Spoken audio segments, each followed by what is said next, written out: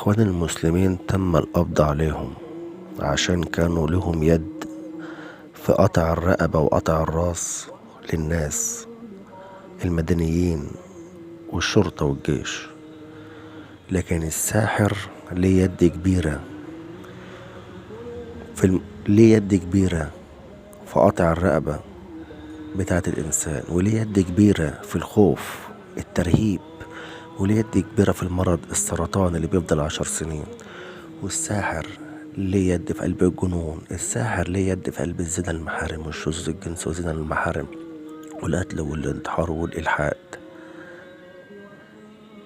الساحر فلازما الصقر منه والقصاص منه رميا بالرصاص أو الإعدام شنقا.